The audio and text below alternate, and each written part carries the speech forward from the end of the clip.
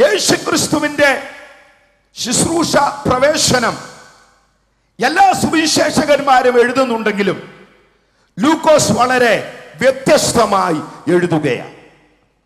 പഠിക്കേണ്ടിയ പല പാഠങ്ങൾ ഇവിടെയുണ്ട്.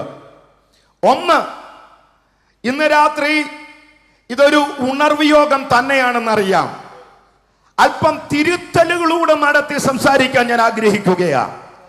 ആരെന്തെഴുതിയാലും ദൈവസന്നിധിയിൽ കൃത്യതയോടെ വേണം എഴുതാൻ. കാര്യം ഇത് ദൈവത്തെ ബന്ധപ്പെട്ട കാര്യമാണ്. ഒരു സെൻസേഷന്റെ പേരിലൊന്നും എഴുതരുത്, പറയരുത്. ഒരു ഗൂസ്ബംപ് ഉണ്ടാക്കാൻ ഒന്നും എഴുതരുത്, പറയരുത്. തമ്പുരാനെ സംബന്ധിച്ചത് എന്തും പറഞ്ഞാൽ, തമ്പുരാനെ സംബന്ധിച്ച് എന്തെങ്കിലും എഴുതിയാൽ അതിന്മേൽ ഒരു ദൈവ നിയോഗം വേണം, കൃത്യത വേണം, ദൈവം കൂട്ടു നിൽക്കുന്നതായിരിക്കണം. ഞാനൊരു സ്പോർട്സ് പ്രേമിയാണ്. ഇപ്പോൾ അത് കാണാനും കളിക്കാനും ഒന്നും സമയം കിട്ടില്ല എങ്കിലും സമയം കിട്ടിയാൽ ശ്രമിക്കാതിരിക്കില്ല. ക്രിക്കറ്റ് ഇന്ത്യ വെസ്റ്റ് ഇൻഡീസ് കളി നടക്കുകയാണല്ലോ. എന്നെ കോരിത്തെരിപ്പിച്ച ഒരു കളിക്കാരനുണ്ട്, സേവാഗ് എന്ന കളിക്കാരൻ. അവന്റെ കളിക്ക് ഒരു സ്റ്റൈൽ ഉണ്ടായിരുന്നു. എൻ്റെ മുൻപിൽ പന്ത് വന്ന അടിച്ചു പരത്തുക. അത് 2020 കളിച്ചാലും 1 ഡേ കളിച്ചാലും അത് ടെസ്റ്റ് മാച്ച് കളിച്ചാലും എല്ലാം സേവാഗിന് ഒരു സ്റ്റൈലേ ഉള്ളൂ. ധോണിക്ക് അതിനോട് പ്രിയമില്ലായിരുന്നു. അവർ തമ്മിൽ പടലപ്പിണക്കങ്ങൾ ഉണ്ടായിരുന്നു. ഒരിക്കൽ ധോണി സേവാഗിനോട് പറഞ്ഞൊരു പ്രസ്താവനയുണ്ട്, നീ കാണികളുടെ കയ്യടിക്ക് വേണ്ടി ആകരുത് കളിക്കുന്നത്, നീ ഒരു രാജ്യത്തിന് വേണ്ടി വേണം കളിക്കാൻ. നമ്മൾ ഒരു രാജ്യത്തിന്റെ വക്താക്കളാ. ആരെയും സന്തോഷിപ്പിക്കാനും വെറും ഒരു ആവേശം ഉണർത്താനും വെറും ഒരു പ്രശംസ കിട്ടാനും ഒന്നും എഴുതാനും പറയാനുമുള്ള സംഗതിയല്ല ദൈവത്തിന്റെ വചനം. ഇത് സ്വർഗത്തിൽ എന്തെങ്കിലും സ്ഥിരമായിരിക്കുന്ന ദൈവവചനമാ. എനിക്ക് ലൂക്കോസ് തരുന്ന മറ്റൊരു ആവേശമുണ്ട്. യേശുവിന്റെ കൂടെ നടന്ന, യേശുവിന്റെ കൂടെ കിടന്നുറങ്ങിയ, യേശുവിന്റെ കൂടെ പടകിൽ യാത്ര ചെയ്ത, യേശുവിനെ കണ്ട, യേശുവിനെ തൊട്ട, യേശുവിനെ രുചിച്ചറിഞ്ഞ മറ്റു പലരും സുവിശേഷങ്ങൾ എഴുതിയതുപോലെ അല്ലല്ലോ ലൂക്കോസ് സുവിശേഷം എഴുതിയത്. പക്ഷേ ആ ജാതീയനായ മനുഷ്യൻ, ആ മെഡിക്കൽ ഡോക്ടറായ മനുഷ്യൻ, അവൻ ലൂക്കോസും പ്രവർത്തികളും എഴുതുമ്പോ 2 കാര്യങ്ങളെ പറ്റി എഴുതാൻ പ്രത്യേക ശ്രദ്ധിച്ചു. ഒന്ന് പ്രാർത്ഥനയെ പറ്റിയും ഒന്ന് പരിശുദ്ധാത്മ ശക്തിയെ പറ്റിയും. ലൂക്കോസ് 18 പോലെ പ്രാർത്ഥനയെ പറ്റി ഇത്ര ഭംഗിയായിട്ട് എഴുതിയിട്ടുള്ള ഒരു പുസ്തകം എവിടെയാ? ലൂക്കോസ് നോക്ക്, പ്രവർത്തികൾ നോക്ക്, പ്രാർത്ഥനയും പരിശുദ്ധാത്മ ശക്തിയും. ഇന്ന് രാത്രി ഞാൻ പറയട്ടെ, വെറും വാക്ചാതുരി കൊണ്ടാകരുത് നാം ശുശ്രൂഷ ചെയ്യുന്നത്, വെറും കഴിവുകൊണ്ടാകരുത് നാം പാടുന്നത്, വെറും ഹല്ലേലൂയ പ്രാപ്തി ഉള്ളത് കൊണ്ടാകരുത് കർത്താവിന് വേണ്ടി ഒന്നും ചെയ്യുന്നത്. ദൈവത്തിന്റെ വചനം പറയുന്നുണ്ട്, അത് പ്രാർത്ഥനയിൽ ഉരുത്തിരിയണം, അതിന്മേൽ ആത്മാവിന്റെ ശക്തി വ്യാപരിക്കണം.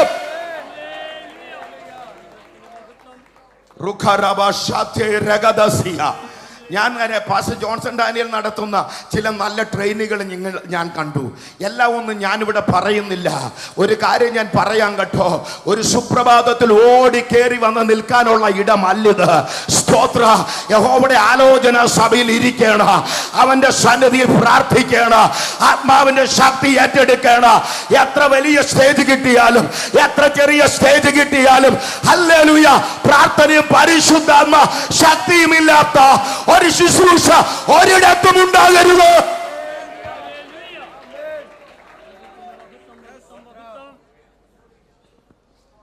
രണ്ടുപേരുടെ ചരിത്രം പറഞ്ഞ ഇവിടെ തുടങ്ങുന്നത് ലൂക്കോസ്. ഒന്ന്, യേശുവിന് 6 മാസം മുമ്പ് ജനിച്ച യോഹന്നാന്റെ ചരിത്രം. 2, യോഹന്നാൻ ജനിച്ച് 6 മാസം കഴിഞ്ഞ് ജനിച്ച യേശുവിന്റെ ചരിത്രം. 2 പേരും രക്തബന്ധമുള്ളവരാ, 2 പേരും കസിൻസാ. പക്ഷെ 2 പേരുടെ ജനനം തമ്മിൽ കുറെ സാമ്യങ്ങളുണ്ട്. 2 അസാധ്യതയിലുണ്ടായ ജനനങ്ങളാ. ഒന്ന് ദൈവസന്നിധിയിൽ നീതിയോടെ ഭയഭക്തിയോടെ ദൈവത്തെ സേവിച്ചിട്ടും വാർദ്ധക്യത്തിലെത്തിയിട്ടും തലമുറകൾ ഉണ്ടാകാതിരുന്ന ഒരപ്പനും അമ്മയും വിശ്വസ്തയോടെ ശുശ്രൂഷിച്ചു കൊണ്ടിരുന്നപ്പോ ഒരു ദിവസം ദൂതൻ ഇറങ്ങി വന്നു. ഇന്ന് രാത്രി എന്റെ ഉള്ളം കത്തുകയാ, നീ വിശ്വസ്തയോടെ ദൈവത്തെ സേവിക്കണം. എത്ര വർഷം കഴിഞ്ഞാലും എത്ര നാൾ കഴിഞ്ഞാലും നിനക്ക് വേണ്ടി ഇറങ്ങി വരുന്ന സ്വർഗത്തിലെ ദൈവമുണ്ട്. നിൽക്കുന്നിടത്ത് വിശ്വസ്തയോടെ ദൈവത്തെ സേവിക്കണം.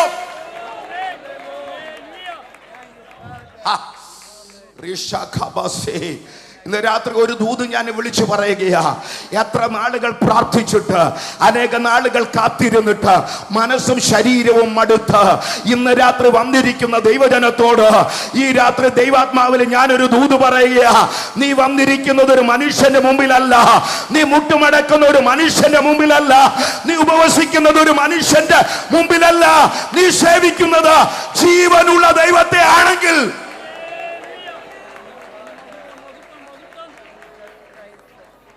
യോഹന്നാൻ ജനിച്ചു. ഇന്ന് രാത്രി അപ്പന്മാരോടും അമ്മമാരോടും ഒക്കെ എനിക്കൊരു ദൂത് പറയാനുണ്ട്. ഇന്നലെ പാസ്റ്റർ ജോൺസൺ മേമന് പറഞ്ഞതുപോലെ പ്രാർത്ഥനയിൽ ജനിക്കുന്നതിനൊരു ഭാവിയുണ്ട് കേട്ടോ. ആത്മാവിൽ ജനിക്കുന്നതിനൊരു ഭാവിയുണ്ട്. കുഞ്ഞുങ്ങൾ ഉണ്ടാകുന്നതിന് മുമ്പ് അവർക്കുള്ള കോളേജ് ഫണ്ടും സെറ്റപ്പ് ചെയ്തു വെച്ച് അവർക്കിനി ഒരു കുഴപ്പം വരത്തില്ല എന്ന് ആത്മാവിൽ അഭിമാനിക്കുന്നതിനേക്കാൾ നിന്റെ തലമുറ പ്രാർത്ഥനാ മുറിയിൽ വളരട്ടെ. പ്രാർത്ഥന ജനിക്കുന്നതിന് ഒരു ഭാവിയുണ്ട്, പ്രാർത്ഥന വളരുന്നതിന് ഒരു ഭാവിയുണ്ട്, പ്രാർത്ഥന മുന്നേറുന്നതിന് ഒരു ഭാവിയുണ്ട്.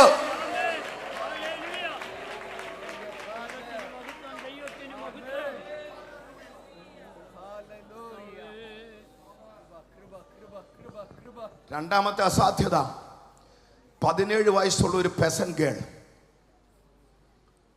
17 വയസ്സുള്ള ഒരു പെസൻ ഗേൾ ഭർത്താവിനെ അറിയാതെ ഗർഭവതിയാകുന്നു. രണ്ടിലും ആത്മാവുണ്ട് കേട്ടോ. ഒരുവൻ ഉദരത്തിലിരിക്കുമ്പോഴേ ആത്മാവിനാൽ നിറഞ്ഞു, വേറൊരുവൻ ആത്മാവിനാൽ ഉദരത്തിൽ സംജാതമായി. ഇത് പിന്നെ കർത്താവിന് വേണ്ടി എന്തെങ്കിലും ചെയ്യാതിരിക്കുമോ? ഇന്ന് രാത്രി ദൈവാത്മാവിൽ ഞാൻ വിളിച്ചു പറയുകയാ, ഹല്ലേലൂയ. ഇവർ രണ്ടുപേരുടെയും ബർത്തിനെ പറ്റി അനൗൺസ്മെന്റ്സ് നടത്താൻ ദൂതന്മാർ വരുന്നു. വന്ന ദൂതന്മാർ സ്വർഗത്തിലേക്ക് മടങ്ങിപ്പോയി. യോഹന്നാൻ ഒരുപക്ഷെ ഇന്നൊരു അനാഥന. അവർ ഇരുവരും പ്രായം ചെന്നവരായിരുന്നു. യോഹന്നാൻ ശുശ്രൂഷ ആരംഭിച്ചപ്പോ ന്യായമായിട്ടും യോഹന്നാന്റെ അപ്പനും അമ്മയും മരിച്ചിട്ടുണ്ട്. ഒരു അനാഥനായി പൊതുജനത്തിന്റെ മധ്യത്തിലല്ല, ദൂരെ പാർക്കുകയാണ് അവൻ. അടുത്ത ഒരാളെ പറ്റി 1-ാം അധ്യായം 8-ാം വാക്യം 51 കരുതെന്ന് പറയുന്നുണ്ട്. 30 വയസ്സുവരെ മാതാപിതാക്കൾക്ക് കീഴ്പ്പെട്ട. ഞാൻ ഒരു കാര്യം പറയാ, ഇവരോ അറിഞ്ഞെന്ന് പറയുന്നവർ ഇന്ന് സ്വർഗത്തില, ഇവരുടെ ജനനം വിളിച്ചു പറഞ്ഞവർ ഇന്ന് ഉയരത്തില, അവരാരും കൂടെയില്ല.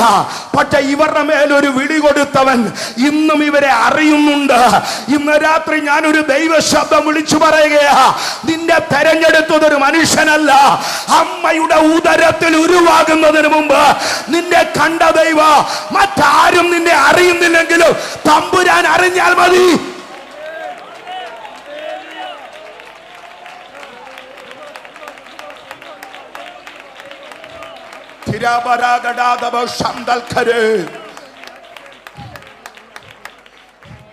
ഫേസ്ബുക്കും ടിവിയും മനോഹരമായ ലൈവ് സ്ട്രീമിങ്ങും സോഷ്യൽ മീഡിയയും ഒക്കെ ഉള്ള ഒരു കാലത്ത് ഇന്ന് രാത്രി എനിക്കൊരു ദൂത് പറയാനുണ്ട്. നമ്മുടെ നോട്ടം തെറ്റിപ്പോകരുത്.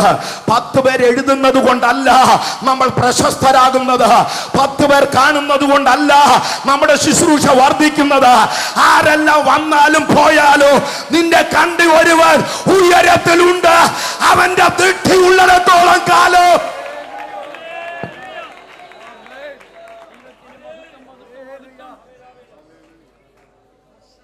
ഇങ്ങനെ പറഞ്ഞു പോയാൽ സമയം പോകും. ഈ വേദഭാഗം പശ്ചാത്തല സംബന്ധിയായി പഠിച്ചാൽ, ഈ വേദഭാഗം വ്യാഖ്യാനപരമായി പഠിച്ചാൽ നാം മനസ്സിലാക്കുന്ന 5 പാഠങ്ങളുണ്ട്. അതിലൊരു പ്രധാനപ്പെട്ട പാഠം, മരുഭൂമിയിൽ തുടങ്ങുന്നത് ഇന്ന് നല്ലതാ.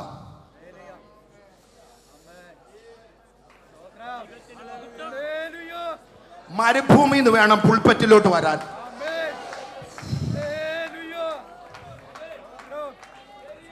ഇന്ന് രാത്രി മനസ്സിലായി എത്ര പേരുണ്ട്? മരുഭൂമി തുടങ്ങുന്നത് നല്ലതാ. 2, ആത്മാവിന്റെ നിറവിൽ നിലനിൽക്കണം. ഈ വേദഭാഗം പഠിപ്പിക്കുന്ന 2ാമത്തെ പാഠം. 3, ദൈവം അനുവദിച്ചിട്ട് നിന്നെ ഒരിടത്തോട്ട് പറഞ്ഞു വിട്ടാൽ അവിടെ ദൈവം നിന്നെ കൈവിടത്തില്ല. 4, ദൈവം അനുവദിച്ചിട്ട് പോകുന്നിടത്ത് നിന്ന് നീ ശക്തി നഷ്ടപ്പെട്ടല്ല വരുന്നത്, ഇരട്ടി ബലത്തോടെ മടങ്ങി വരുന്നത്. മരുഭൂമിയിൽ നിന്ന് വരുന്നവന്റെ വായിൽ ഒരു ദൈവശബ്ദമുണ്ട്. 5 ഒന്നും പറയാൻ എനിക്ക് സമയമില്ല. പുരോഹിതന്റെ ക്രമപ്രകാരം വന്ന ഒരുവൻ പുതിയ നിയമസഭ തുടങ്ങുകയാണ്. 400 വർഷത്തെ പ്രൊഫറ്റിക് സൈലൻസ്. ജനം ദൈവശബ്ദം കേട്ടിട്ട് 400 വർഷമായി. പൊളിറ്റിക്കൽ ഡിസ്പാരിറ്റി എന്ന് പറയാം. രാഷ്ട്രീയപരമായി പ്രതീക്ഷിക്കാൻ ഒരു വകയുമില്ല. അബ്രഹാമിനോട് കൊടുത്ത വാഗ്ദത്തങ്ങൾ ജീവനുള്ളതായിരിക്കുമ്പോൾ തന്നെ പാർക്കുന്ന നിലത്ത് അതിൻ്റെ ഒരടയാളങ്ങളുമില്ല.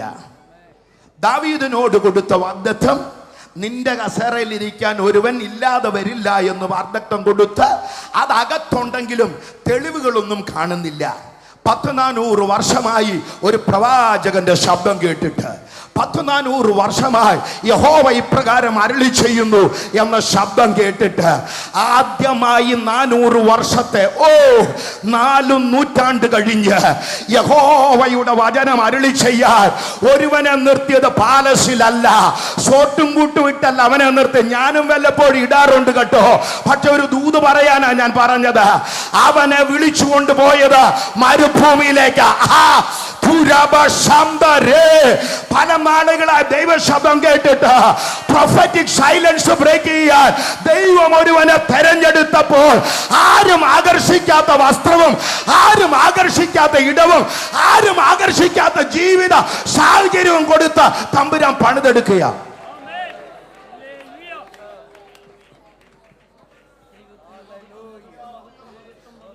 എനിക്ക് അല്പം അടുത്തറിയാം. ഉള്ളുരുകിയിട്ട് വേണം പാട്ട് പുറത്തു വരാൻ, ഉള്ളുരുകിയിട്ട് വേണം പ്രസംഗം പുറത്തു വരാൻ, അനുഭവിച്ചിട്ട് വേണം ദൂത് പുറത്തു വരാൻ.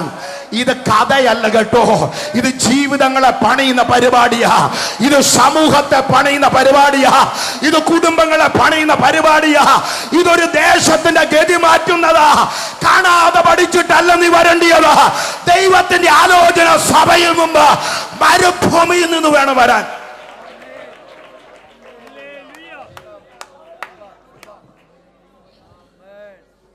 ഇന്നലെ ഒരു മോളോട് അപ്പം പറഞ്ഞെന്ന്, നീ എവിടെയും പ്രസംഗിച്ചോ, ഇവിടെ പ്രസംഗിക്കാൻ ആത്മനിറവ് പ്രാപിച്ചിട്ട് വന്നാൽ മതിയെന്ന്. നല്ലതാ, അങ്ങനെയൊക്കെ വേണം പറഞ്ഞു കൊടുക്കാൻ. ഇതന്നെ ഐഡിയ സ്റ്റാർ സിംഗർ തോട്ടോ, 10 പേർ വോട്ടിട്ട് കയറ്റി നിർത്താൻ. ഇതന്നെ, ഇത് ദൈവത്തിന്റെ സഭയല്ലേ? തമ്പുരാൻ വിളിച്ചവൻ വേണ്ട ഇവിടെ വന്ന് നിൽക്കാൻ? ആത്മാവിന്റെ കൃപ, ആത്മാവിന്റെ കൃപയുള്ളവൻ വേണ്ടേ ഇവിടെ വന്ന് നിൽക്കാൻ? മരുഭൂമിയിലൂടെ പോയവൻ വേണ്ടേ ഇവിടെ വന്ന് നിൽക്കാൻ? ദൈവത്തോട് പറ്റിയിരിക്കുന്നവൻ വേണ്ടേ ഇവിടെ വന്ന് നിൽക്കാൻ? അവന്റെ വായിലല്ലേ ദൈവ ശബ്ദമുള്ളവ.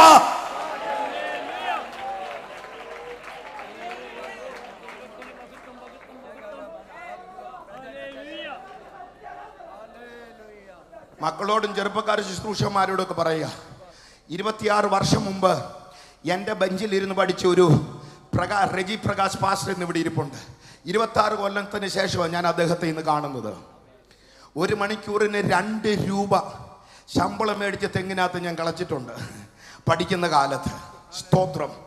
ഇന്നത്തെ കുഞ്ഞുങ്ങൾ ചില വിലയും നിലയൊക്കെ മനസ്സിലാക്കാൻ പറയുക കേട്ടോ. നമ്മുടെ അപ്പച്ചന്മാർക്ക് വസ്ത്രം ധരിക്കാനില്ലാതിരുന്നു, നമുക്ക് ധരിക്കാതൊന്നും ഇരിക്കേണ്ട ഞെരുക്കമൊന്നുമില്ല. അവർ പട്ടിണി കിടന്നു. പക്ഷെ നമുക്കൊരു പക്ഷെ പട്ടിണി കിടക്കേണ്ട. ദൈവദാസന്മാരെ, അവർ പലരും നടന്നുപോയി. നമുക്കൊരു പക്ഷെ മോട്ടോർ ബൈക്ക് ഉണ്ടാകാം. പക്ഷെ ശുശ്രൂഷയിൽ ഒരു പ്രിൻസിപ്പിൾ ഉണ്ട് കേട്ടോ. നീ ഏത് രാജ്യത്ത് പാർത്താലും എവിടെ പാർത്താലും വില കൊടുക്കാതെ നിനക്ക് ദൈവത്തിന് വേണ്ടി പ്രയോജനപ്പെടാൻ പറ്റത്തില്ല. ഏതെങ്കിലും തലത്തിൽ, ഏതെങ്കിലും നിലയിൽ, ഏതെങ്കിലും നിലവാരത്തിൽ നിന്റെ ശരീരത്തെ ചിലപ്പോൾ അത് ബാധിക്കും, നിന്റെ മനസ്സിനെ ചിലപ്പോൾ അത് ബാധിക്കും. ഇതൊരു ആത്മീയ യുദ്ധമാ, ഇതൊരു പോരാ. അതുകൊണ്ട് ജഡത്തിന്റെ ബലത്തിലാകരുത് നീ ഒരിടത്ത് നിൽക്കുന്നത്. മരുഭൂമിയിൽ ദൈവത്തോട് കൂടെ ഇരുന്നിട്ട് വേണം നിൽക്കാൻ.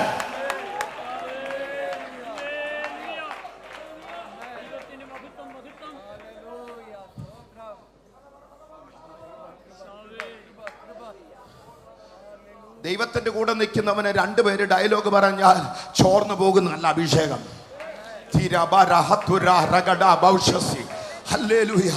ഈ മരുഭൂമിയെ പറ്റി ചരിത്രകാരൻ പറയുന്നത് എന്താണെന്ന് അറിയാമോ? സഹാറ മരുഭൂമി എടുക്കുക, അതിനെ 4 കൊണ്ട് ഗുണിക്കുക. ചില മാസങ്ങൾക്ക് ആഴ്ചകൾക്ക് മുമ്പ് ഞാൻ പോയി ദൂരെ നിന്ന് നോക്കിയപ്പോൾ എൻ്റെ ഉള്ള ഞെട്ടിപ്പോയി. അപ്പനുമില്ല, അമ്മയില്ല. നമുക്കൊക്കെ വേദന ഉണ്ട് പറയാൻ. ഒന്നേൽ അമ്മയുണ്ട്, അപ്പനുണ്ട്, അല്ലെ സഹോദരനുണ്ട്. ഇവൻ ആരുണ്ട് പറയാൻ? മരുഭൂമിയിൽ തന്നെ വെയിലും ചൂടുമുള്ളിടത്ത് നല്ല ശാപ്പാടാണോ കഴിക്കുന്നത്? ആരെങ്കിലും അടുത്തു വരുമോ?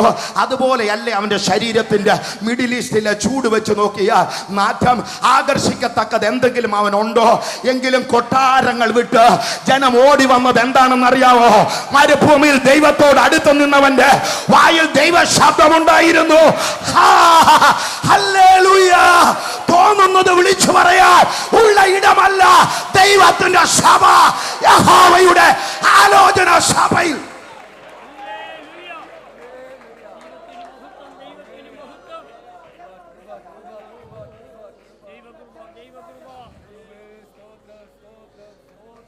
ചില മാസങ്ങൾക്ക് മുമ്പ് ഞാൻ നോർത്ത് ഇന്ത്യ പലയിടങ്ങളിലൂടെ യാത്ര ചെയ്തു. പല പാസ്റ്റേഴ്സ് കോൺഫറൻസ് നടത്തി.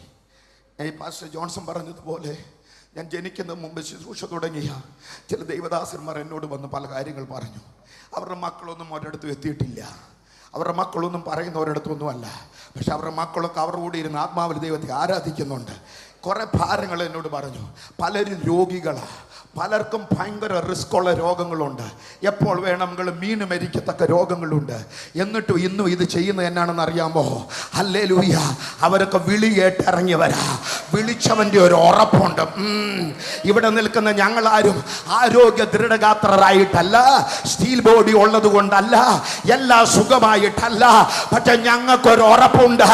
എത്ര ബലഹീനതയോടെ അവൻ്റെ അടുത്ത് ഇരുന്നാലും എഴുന്നേൽക്കുന്നത് അഭിഷേകത്തോടെയാ, എഴുന്നേൽക്കുന്ന ആത്മനിറവോടെയാ, എഴുന്നേൽക്കുന്ന ദൈവശക്തിയോടുകൂടെയാ. ദൈവത്തോട് കൂടെ ഇരിക്കുമ്പോ നിനക്ക് കിട്ടുന്ന ഒരു ബലമുണ്ട്.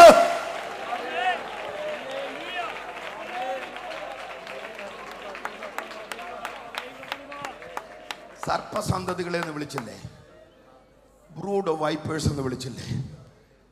ഞാനങ്ങനെ ഇവിടെ നിന്ന് പറഞ്ഞ പിന്നെ ഒരിക്കലും ഇവിടെ വരാൻ പറ്റുമോ?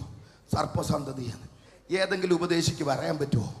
ഇത് പറഞ്ഞിട്ടും സ്തോത്രം. എവിടെയാ ദൈവശബ്ദം കേൾക്കേണ്ട ഇടം? യഹോവയ്ക്ക് ഒരു ആലയം അവിടെ കിടപ്പുണ്ട്. അതിന്ന് കള്ളന്മാരുടെ ഗുഹയായി. അവിടെ കച്ചവടങ്ങൾ നടക്കുകയാ. അവിടെ ഉണ്ട് യോഹന്നാനെ പോലെ വസ്ത്രമുള്ളവരല്ല, നീളം കുപ്പായമുള്ളവർ അവിടെയുണ്ട്, പതക്കങ്ങൾ ഉള്ളവർ അവിടെയുണ്ട്, തിളക്കമുള്ളവർ അവിടെയുണ്ട്, ഉറീമും തുമ്മീമും ഉള്ളവർ അവിടെയുണ്ട്, തലയിൽ കിരീടമുള്ളവർ അവിടെയുണ്ട്, കയ്യിൽ വടിയുള്ളവർ അവിടെയുണ്ട്. പക്ഷേ ഈ പറച്ചിൽ പറഞ്ഞിട്ടും അങ്ങോട്ട് പോകാതെ ഇങ്ങോട്ട് മാത്രം വരാൻ കാര്യം എന്നാണെന്നറിയാമോ? ഇവന്റെ വായിൽ ദൈവശബ്ദമുള്ളത് കൊണ്ടാ. ഫേസ്ബുക്ക് ആകരുത് നിന്റെ സഭയിലേക്ക് ജനത്തെ കൊണ്ടുവരുന്നത്. ആരവാരമാകരുത് നിന്റെ അടുത്തേക്ക് ജനത്തെ കൊണ്ടുവരുന്നത്. പ്രാർത്ഥനയും ആത്മനിറവുമായിരിക്കണം. ആരും വിളിക്കാതെ ഓടിക്കൂടുന്നത് പോലെ ഒരു ദൈവപ്രവൃത്തി.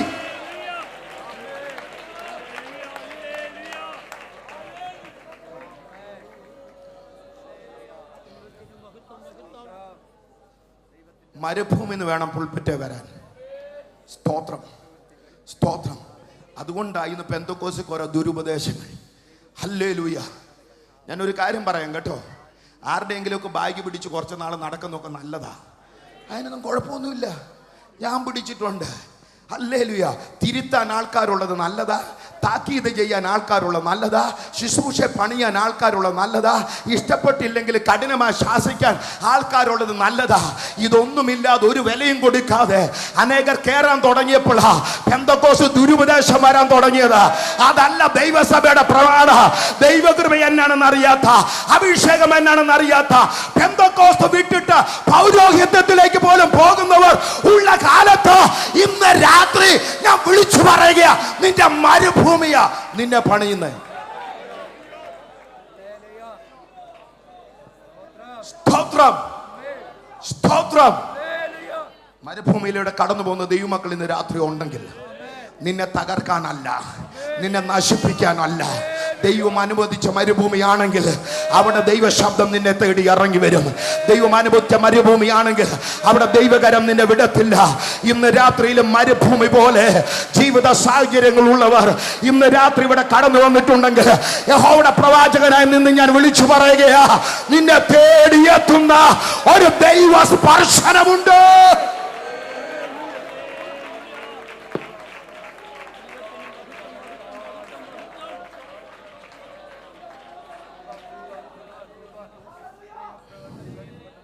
സ്തോത്രം, സ്തോത്രം, സ്തോത്രം.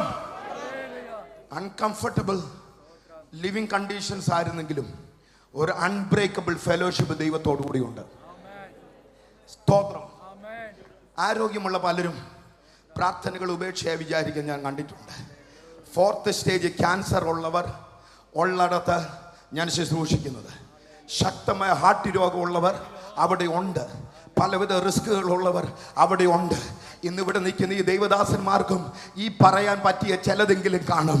പക്ഷെ ഇന്ന് രാത്രി ഉണ്ടല്ലോ, ഇവിടെ നിൽക്കുമ്പോൾ ഞങ്ങളുടെ അകത്ത് തരുന്ന ആനന്ദം എന്നാണെന്ന് അറിയാവോ? ചാടിത്തുള്ളി ദൈവത്തെ സ്തുതിക്കാൻ, യഹോവ മാത്രം ദൈവമെന്ന് പറയാ. ഞങ്ങൾ പ്രാർത്ഥനാ മുറിയിലേക്ക് കടന്നു ചെല്ലുമ്പോൾ ഞങ്ങളുടെ കൂടെ ഇറങ്ങി വരുന്ന ഒരു ദൈവമുണ്ട്. ഞങ്ങളുടെ കാതുകളിൽ സംസാരിക്കുന്ന ഒരു ദൈവമുണ്ട്. ഞങ്ങളുടെ അകത്തെ മനുഷ്യനെ ബലപ്പെടുത്തുന്ന ഒരു ദൈവമുണ്ട്. ഞങ്ങളുടെ ശക്തി ചോർന്നു പോകാതെ പുത്തൻ എണ്ണ കൊണ്ട് ഞങ്ങളെ അഭിഷേകം ചെയ്യുന്ന ഒരു ദൈവമുണ്ട്.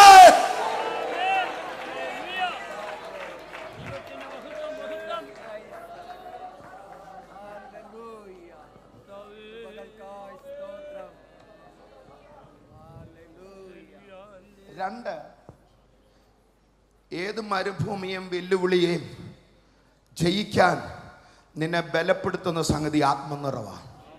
എല്ലാവരും പറഞ്ഞിട്ട് ആത്മനിറവ്.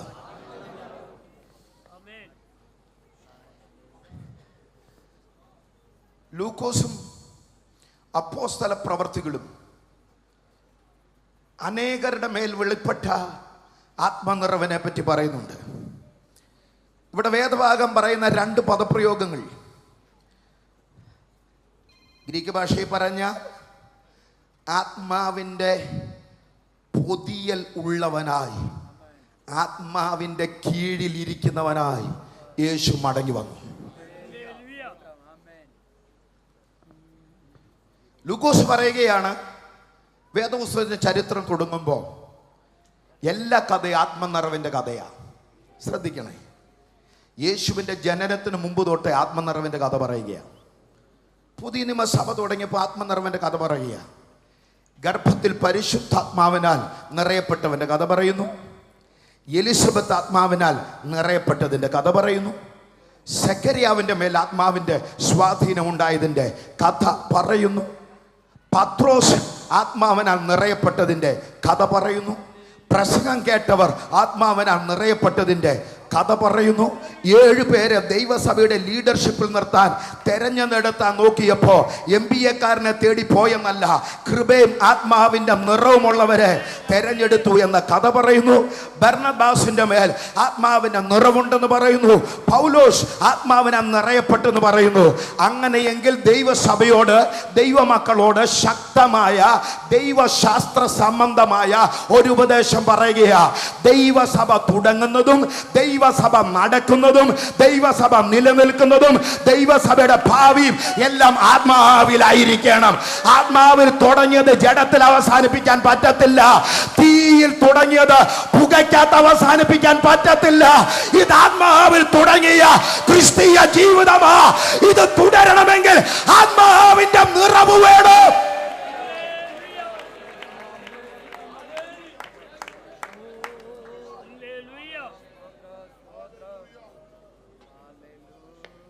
മരുഭൂമി നിന്നവൻ ആത്മാവ്, മരുഭൂമി പോയി വന്നവന്റെ മേൽ ശക്തമായ ആത്മാവ്. എന്നെ പഠിപ്പിക്കുന്ന ഒരു പാഠമുണ്ട്. ഡിഫിക്കൽട്ട് സിറ്റുവേഷൻസിൽ സർവൈവ് ചെയ്യാൻ ഏറ്റവും നല്ല മരുന്ന് ആത്മാവാണ്.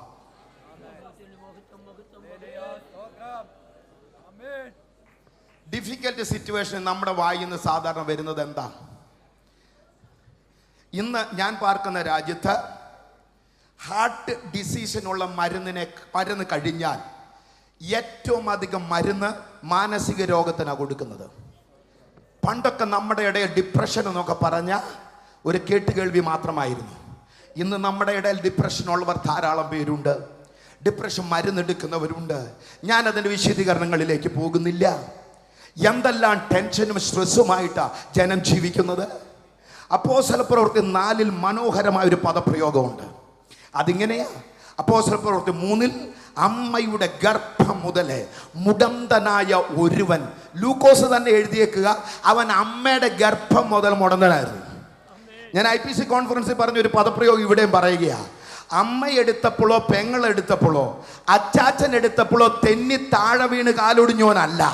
അമ്മയുടെ ഉദരത്തിൽ നിന്ന് വരുന്നതിന് മുമ്പ് കാലിങ്ങനെ വന്നവൻ.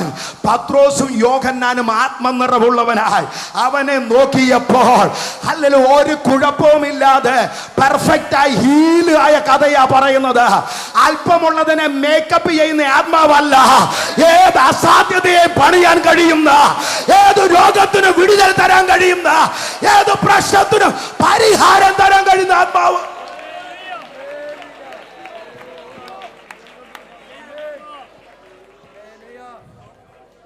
പള്ളിക്കാരൻ പ്രമാണമില്ലാത്തവൻ ചാടിക്കേറി അപ്പോസ്തലന്മാരുടെ കൂടെ നിന്നു.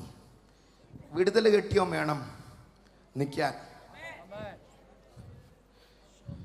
വിടുതൽ കെട്ടിയോ നിന്നില്ലെങ്കിൽ വേറെ വല്ലവരും വിടുന്നവരെ കയറി അവിടെ നിൽക്കും. ദൈവസഭയെ വിടുതൽ കിട്ടിയോ വേണം കയറി നിൽക്കാൻ. പാപത്തിന്റെ ചേറ്റിന്ന് കരകയറ്റി ക്രിസ്തു വന്ന പാറമേൽ നിർത്തി നമ്മുടെ നാവിൽ വീണ്ടെടുപ്പിന്റെ ഗാനം തന്നവർ വേണം ദൈവസന്നിധിയിൽ നിൽക്കാൻ. ആരെങ്കിലും കയറി നിൽക്കാനുള്ള ഇടവല്ല ദൈവത്തിന്റെ സന്നിധി. നിൽക്കട്ടെ. നിൽക്കുന്ന കണ്ടപ്പോ ജനമെല്ലാം ഓടിക്കൂടി. ഭയങ്കര കൊമോഷൻ. ഇന്ന് വരെ ഉണ്ടായിട്ടില്ലാത്ത ഒരു അറ്റൻഷൻ അവിടെ ഉണ്ടാകുക. പുരോഹിതന്മാർ, പള്ളിയുടെ ലീഡേഴ്സ്, പ്രമാണികൾ, തിയോളജിയൻ, സദൂക്യർ എല്ലാവരും കൂടെ വന്ന് ഇവരോട് ചോദിച്ചു, നിങ്ങൾ ഏത് ശക്തിയിലാണ് ഇത് ചെയ്തത്? ഞങ്ങൾക്കറിയണം. കാരണം ഇതിനകത്ത് എന്തെങ്കിലും നടക്കണമെങ്കിൽ ഞങ്ങൾ പറഞ്ഞാലേ, നമ്മൾ പറഞ്ഞാൽ പറയുന്നിടത്തൂടെ പോകുന്ന ഇടപാടല്ല പരിശുദ്ധാത്മാവ്.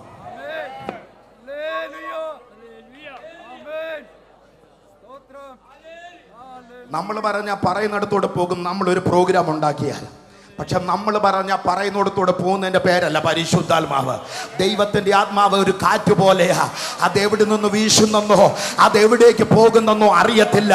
ഞാൻ ദൈവസഭകളോട് പറയുകയാ, ഈ കൺവെൻഷനെ മുൻനിർത്തി പറയുകയാ, ആത്മാവിന്റെ പ്രവൃത്തിക്ക് വേണ്ടി സഭാരാധനകളെ തുറന്നു കൊടുക്കുക. മനുഷ്യരും നിയന്ത്രിക്കുന്നതല്ല, ബോഡി നിയന്ത്രിക്കുന്നതല്ല, മനുഷ്യന്റെ ബുദ്ധി നിയന്ത്രിക്കുന്നതല്ല. ദൈവത്തിന്റെ ആത്മാവ് ദൈവസഭകളെ നിയന്ത്രിക്കട്ടെ. ആരനുവാദം തന്നിട്ടാ കയറി നിന്നേ? അവര് പറഞ്ഞു ഞങ്ങൾക്കൊന്നും അറിയില്ല.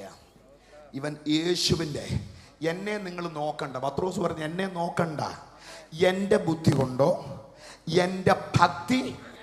ശ്രദ്ധിച്ച് കേൾക്കണേ.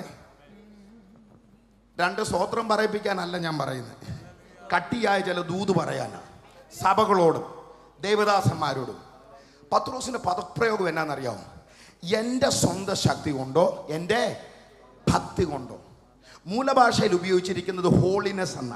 കാരണം അവിടെ വന്നു കൂടിയവർക്ക് പോലും ഒരു പ്രതീക്ഷയുണ്ടായിരുന്നു, വിശുദ്ധി ഉള്ളവനെ കൊണ്ട് ഇത് ചെയ്യാൻ പറ്റത്തുള്ളത്. അപ്പൊ ഈ അഭിഷേകവും ജീവിതവും ഒരുമിച്ച് പോകണം.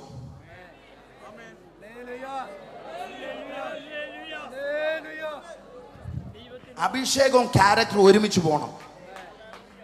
വിശുദ്ധി ഉള്ളവൻ വേണം വീര്യപ്രവൃത്തികൾ നടത്താൻ. വിശുദ്ധി ഉള്ളവൻ വേണം വചനം വിളിച്ചു പറയാൻ. വിശുദ്ധി ഉള്ളവന്റെ മേൽ വേണം അഭിഷേകം വ്യാപരിക്കാൻ. കേട്ടോ? ഹല്ലേലൂയ. ശക്തമായ ഒരു പ്രമാണം ദൈവസഭ തിരിച്ചറിയണം. വിശുദ്ധിയാക്കാ പ്രാധാന്യം. ഹല്ലേലൂയ.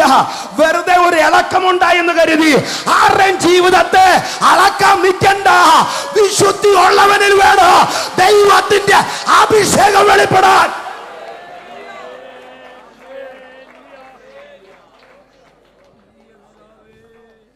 ഞങ്ങളുടെ ഒന്നുമല്ല, ദൈവം തമ്പുരാൻ ചെയ്തതാ. അവിടെ കയറി നിന്നപ്പോൾ ഇവർ മുഴുവനും ചോദ്യം ചെയ്യാൻ വന്നു. ഇവർക്ക് പിടിച്ചകത്തിടാൻ അധികാരമുള്ളവനാ, കഴുത്ത് കണ്ടിക്കാൻ അധികാരമുള്ളവനാ, കേസെടുക്കാൻ അധികാരമുള്ളവനാ. പക്ഷേ 4-ാം അധ്യായം 8-ാം വാക്യം, 4-ാം അധ്യായം 8-ാം വാക്യം അവിടെ ഇങ്ങനെ പറയുന്നുണ്ട്, എന്നാൽ പത്രോസ് പരിശുദ്ധാത്മ നിറവനുള്ളവനായി. നമ്മുടെ കമ്മിറ്റി മീറ്റിംഗ് അല്ല ഇങ്ങനെയായിരുന്നു, എന്ത് നല്ലതായിരുന്നു. നല്ലൊരു കമ്മിറ്റി ഇരിക്കുന്നതുകൊണ്ടാണ് ഞാൻ ഇവിടെ നിന്ന് ധൈര്യമായിട്ട് പറയുന്നത്. അവരത് കേൾക്കുന്നുമുണ്ട്. ഞങ്ങൾ തീരുമാനിക്കുന്ന സമയത്തേക്കാൾ നേരത്തെ കമ്മിറ്റി തീരും, ജനബോഡിയും തീരും. അതുകൊണ്ടാണ് ധൈര്യമായിട്ട് പറയുന്നത്. ഞാൻ ചോദിക്കട്ടെ, ഈ സ്റ്റേജിൽ വരുമ്പോൾ മാത്രം വെളിപ്പെടുന്ന ആത്മാവാണോ ഇത്?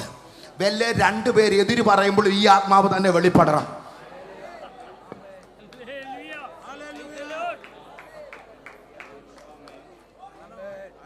10 പേര് എതിരെ നിൽക്കാനുള്ളപ്പോൾ ഈ ആത്മാവ് വെളിപ്പെടണം. ഭാര്യയും ഭർത്താവും കൂടെ ഒരുമിച്ച് ജീവിക്കുന്നിടത്ത് ഈ ആത്മാവ് വെളിപ്പെടണം. കുടുംബ ബന്ധങ്ങളിൽ ഈ ആത്മാവ് വെളിപ്പെടണം. സഭാ ശുശ്രൂഷകളിൽ ഈ ആത്മാവ് വെളിപ്പെടണം. നേതൃത്വം നിരകളിൽ ഈ ആത്മാവ് വെളിപ്പെടണം. ആത്മാവ് പാട്ട് പാടുമ്പോൾ മാത്രം പ്രതികരിക്കാനുള്ളതല്ല. ജീവിതത്തിനെതിരെ ഏത് വില വെല്ലുവിളി വന്നാലും, ജീവിതത്തിനെതിരെ ഏത് വലിയ ചോദ്യം വന്നാലും, ജീവിതത്തിനെതിരെ ആരെഴുന്നേറ്റ് നിന്നാലും, നിന്നെ തുടക്കം കുറിച്ചത് ആത്മാവാണെങ്കിൽ അവിടെയും നിന്നിൽ നിന്ന് വെളിപ്പെടുന്നത് ആത്മാവായിരിക്കണോ?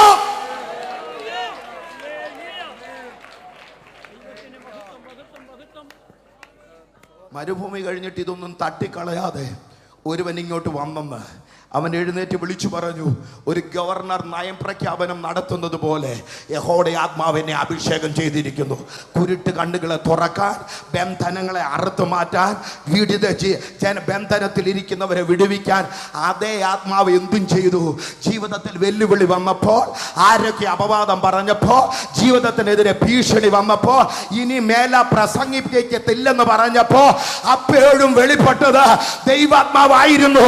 ഇതാകണം ദൈവാത്മാവ്. കൂടെ പാടാനുള്ളപ്പോൾ മാത്രം വെളിപ്പെടുന്നതല്ല ദൈവത്തിന്റെ ആത്മാവ്. ജീവിതത്തിന്റെ ഏത് പ്രതിസന്ധിയിലും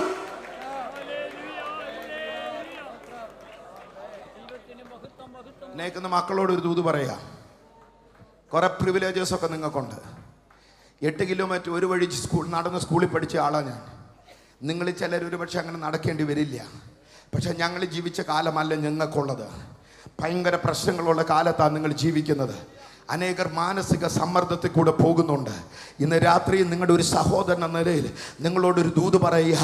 ചെറിയ പ്രായത്തിലെ ആത്മശക്തി ഏറ്റെടുക്കണം. നിന്റെ ജീവിതത്തിൽ പാപം വന്നാലും, നിന്റെ ജീവിതത്തിൽ പ്രലോഭനം വന്നാലും, നിന്റെ ജീവിതത്തിൽ തിക്താനുഭവം വന്നാലും, നിന്റെ ജീവിതത്തിൽ വെല്ലുവിളി വന്നാലും, ഏതെല്ലാം കൂട്ടുകാർ നിന്റെ അടുത്ത് വന്നാലും, ഏതെല്ലാം കൂട്ടുകാർ നിന്നെ വിട്ടു പോയാലും, തന്നെ താമസിക്കാൻ പോയാലും, 1000 പേരെ നടുക്ക് താമസിച്ചാലും നിന്നെ പിടിച്ചു നിർത്തുന്നത് ആത്മശക്തിയാണ്. മറ്റേതിന് വില കൊടുക്കുന്നതിനേക്കാൾ ദൈവ സന്നിധിയിൽ കാത്തിരുന്ന് ആത്മാവിന്റെ നിറവ് പ്രാപിക്കാൻ നീ തയ്യാറാകണം.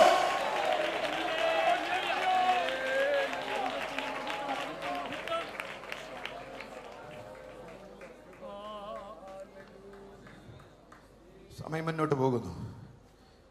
ഞാനിവിടെ പഠിക്കുന്ന അടുത്തൊരു പ്രമാണം, ഒരു കോമ്പിനേഷൻ ഞാനവിടെ കാണുക. ആ കോമ്പിനേഷൻ വചനത്തിൻ്റെ ആത്മാവിൻ്റെ കോമ്പിനേഷനാണ്. ശ്രദ്ധിച്ച് കേൾക്കണേ. ഇതും ഞാൻ വിശ്വസിക്കുന്ന ഈ കാലഘട്ടത്തിൽ ദൈവസഭയും ശുശ്രൂഷകളും തിരിച്ചറിയേണ്ട ഒരു പ്രധാനപ്പെട്ട തത്വമാണ്. ഒരു ഹെൽത്തി കോമ്പിനേഷനുണ്ട്. ആ കോമ്പിനേഷൻ വചനവും ആത്മാവും കൂടെ ഒന്നിക്കണം.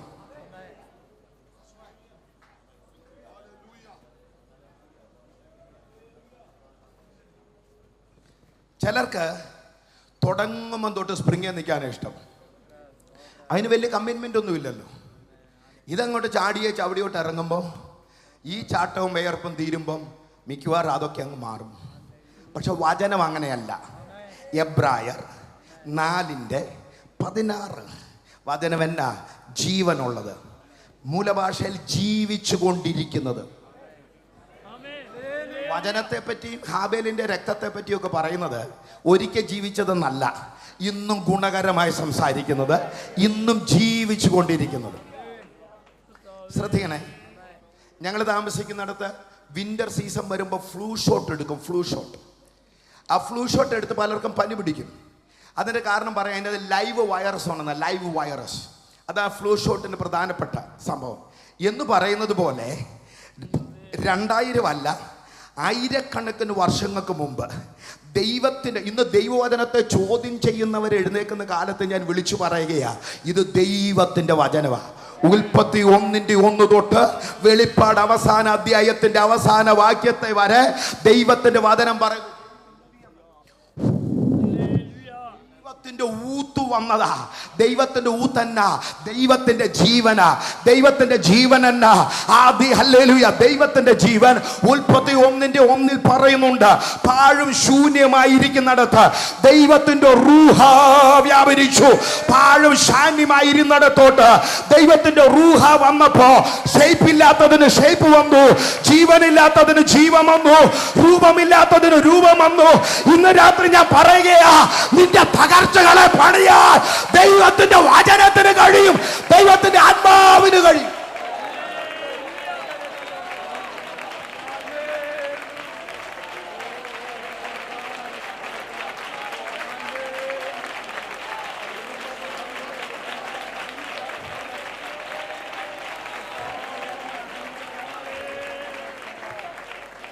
ദൈവവചനത്തിൽ നിന്നിട്ട് വേണം ചാടാൻ, ദൈവവചന പ്രകാരം വേണം ചാടാൻ.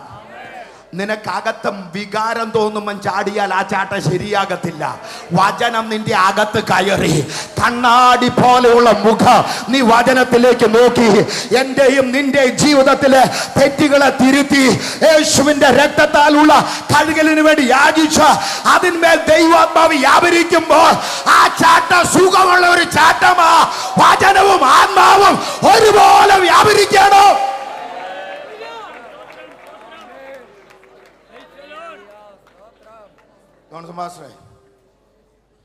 ഒരു പെർമിഷൻ ചോദിക്കുക, ഞാൻ 1-2 സത്യം പറഞ്ഞോട്ടെ. ഇപ്പം ദൈവം തന്നൊന്നും പറഞ്ഞ് ചാടിക്കേറി ആരും നിൽക്കണ്ട.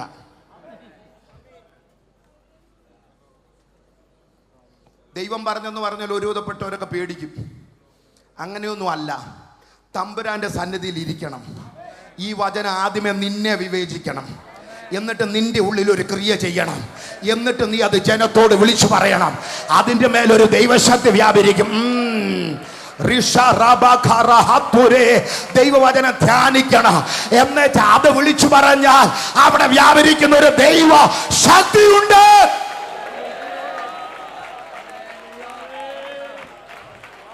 ജീവൻ 2 ചൈതന്യമുള്ളത്. എന്നാ ചിലർ നല്ല വചനം പറയുന്ന കേൾക്കുമ്പോഴേ ചിലർ കരയും, ചിലർ ചിരിച്ചുകൊണ്ടിരിക്കും. ഇതങ്ങോട്ട് സുഖിക്കുക. ചിലർ ഞെളിവിരി കൊള്ളും. അതെന്നാന്ന് ഇപ്പം ഞാൻ പറയുന്നില്ല.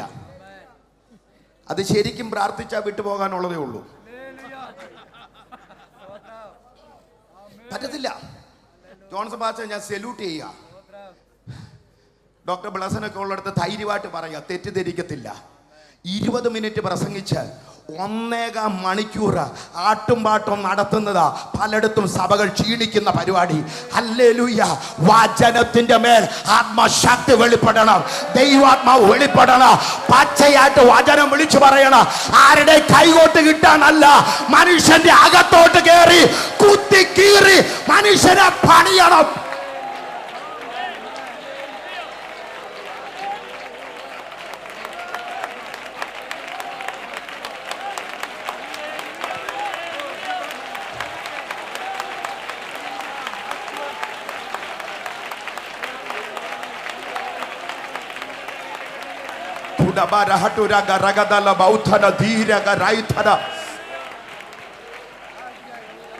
മരുഭൂമിയിലും ദൈവശബ്ദമുണ്ട്. നീ ആത്മാവിനാൽ നയിക്കപ്പെട്ടവനാണെങ്കിൽ ആത്മാവാം നിന്നെ അവിടെ പറഞ്ഞു വിട്ടതെങ്കിൽ. വചനം ഇങ്ങനെ എഴുതുന്നുണ്ട് കേട്ടോ. ഞാനൊരു വചനത്തിൻ്റെ വിദ്യാർത്ഥിയാണ്. എനിക്ക് ഭയങ്കര കൊതിയാണ് ദൈവത്തിൻ്റെ വചനം. എല്ലാവരും യേശു മരുഭൂമിയിലേക്ക് പോയതിനെ പറ്റി എഴുതുന്നത് പോലെ അല്ല ജോൺസൺ സാറേ മർക്കോസ് 1:12 എഴുതുന്നത്. മർക്കോസ് 1:12 എഴുതുന്നത് അവൻ ആത്മാവിനാൽ നിർബന്ധിക്കപ്പെട്ടു. പോരാ, ഗ്രീക്കിൽ ഇങ്ങനെ എഴുതിയിരിക്കും എക് ബാലോ. ഗ്രീക്ക് പറഞ്ഞൊന്നും പറഞ്ഞ ആരും എന്നോട് ദേഷ്യപ്പെടല്ലേ. എക് ബാലോ മനോഹരമായ ഒരു പദപ്രയോഗ. എക്കെന്ന് പറഞ്ഞ പുറത്തോട്ടെന്നാ. എക്ലീഷിയ അങ്ങനെ വന്നതാ. പുറത്തോട്ട് വിളിക്കപ്പെട്ടവർ കൂട്ടുവാ ദൈവത്തിൻ്റെ സഭ. എക്കെന്ന് പറഞ്ഞ പുറത്തോട്ട്. ബാലോ എന്നതിൽ നിന്ന് ബോൾ വന്നത്. ബോള് എന്ന് പറഞ്ഞാൽ ഒരു പന്ത് വലിച്ചെറിയുന്നത് പോലെ ദൈവാത്മാവ് യേശുവിനെ മരുഭൂമിയിലോട്ട് വിട്ടത്. നമുക്കാർക്കാ മരുഭൂമി പോകാൻ ഇഷ്ടം? എത്ര പേരാ മരുഭൂമി പോകാൻ ടിക്കറ്റ് എടുത്തു വെക്കുന്നത്? എത്ര പേരാ മരുഭൂമി പോകാൻ ഉപവസിക്കുന്നത്? ആർക്കും ഇഷ്ടമില്ല അവിടെ പോകാൻ. പക്ഷെ ദൈവത്തിന്റെ പരിശുദ്ധാത്മാവ് പന്ത് വലിച്ചെറിയുന്നത് പോലെ നിന്നെ തള്ളിവിടുന്ന സമയങ്ങളുണ്ട്. അവിടെ വചനം നിന്നെ നിലനിർത്തും. ആത്മാവ് നിന്നെ നിലനിർത്തും.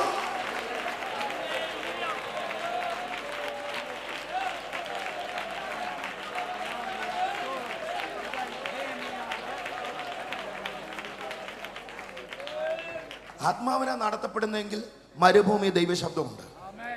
ആത്മാവിനാലാണ് നടത്തപ്പെടുന്നതെങ്കിൽ 120 സംസ്ഥാനത്തിൻ്റെ ഗവർണർ ആയിരിക്കുന്നവനും 85-ാമത്തെ വയസ്സിലും മാളിക മുറിയുടെ കിളിവാതിൽ തുറന്നിട്ട് വാഗ്ദത്തത്തിന് വേണ്ടി പ്രാർത്ഥിക്കും. വാർദ്ധക്യത്തിലും വെളിപ്പാട് കിട്ടിക്കൊണ്ടിരിക്കും. വാർദ്ധക്യത്തിലും വെളിപ്പാട് കിട്ടിക്കൊണ്ടിരിക്കും. ആത്മാവിനാൽ നടത്തപ്പെടുന്നവർ ആത്മാവും വചനവും കൂടെ ക്രിയ ചെയ്യാൻ നീ അനുവദിക്കണം. ജീവൻ ചൈതന്യം ഇരുവായി തലയുള്ളത്. ഈ ആർക്കും വചനം കേൾക്കാൻ ഇഷ്ടമില്ലാത്ത എന്നാന്നറിയോ? കൺഫറൻറ്റ് ചെയ്യാൻ ആർക്കും ഇഷ്ടമില്ല. വിടുവിക്കുവേ എന്ന് പറഞ്ഞാൽ നമുക്കെന്ത് സന്തോഷമാണ്. ഞാനും പറയാറുണ്ട്. പക്ഷേ വചനം പറയുന്നൊരു പ്രമാണമില്ലേ? ഇതിനകത്താ ജീവൻ, ഇതിനകത്താ ചൈതന്യം, ഇതിനകത്താ ശുദ്ധീകരണം, ഇതിനകത്താ ഡിസേണിങ്, ഇതിനകത്ത് ആത്മശക്തി. ഇത് ദൈവത്തിന്റെ ആത്മാവിനാൽ എഴുതപ്പെട്ടതാ. അതിന്മേൽ വെളിപ്പെടുന്ന ആത്മശക്തി. ഈ പുസ്തകം എങ്ങനെയാണ് തുടങ്ങിയത്? പുസ്തകം തുടങ്ങി ഞാൻ നേരത്തെ പറഞ്ഞതുപോലെ പാഴും ശൂന്യമായിരുന്ന ഭൂമി, അതിന്മേൽ ദൈവത്തിൻ്റെ ആത്മാവ്. അന്നേരം എന്ത് സംഭവിച്ചെന്ന് അവിടെ എഴുതിയിട്ടില്ല. എന്നാൽ ഉണ്ടാകട്ടെ എന്ന് ദൈവത്തിൻ്റെ വായിൽ നിന്നൊരു വാക്ക് വന്നപ്പോൾ ഈ ആത്മാവും വചനവും കൂടെ കൂടി ഷേപ്പ് ഇല്ലാത്തടത്തുനിന്ന് ഷേപ്പ് വന്നു, ജീവൻ ഇല്ലാത്തടത്തുനിന്ന് ജീവൻ വന്നു. സകലതും നല്ലതെന്ന് കണ്ടു. പ്രമാണം മനസ്സിലായോ? പ്രമാണം മനസ്സിലായോ?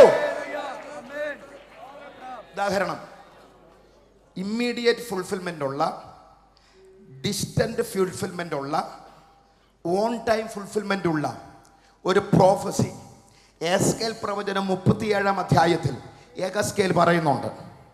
എഗസ്കേൽ ആയിരുന്നത് കംഫർട്ടബിൾ സ്ഥലമല്ല.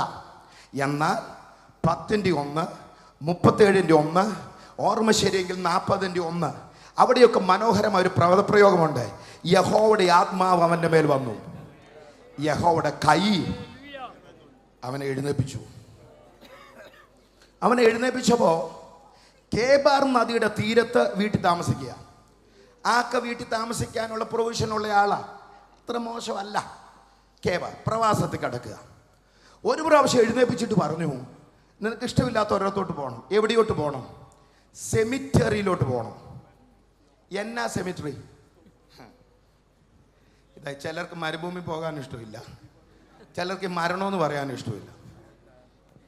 തോന്നും ഈ സാധാരണ സെമിറ്ററി ആണോ?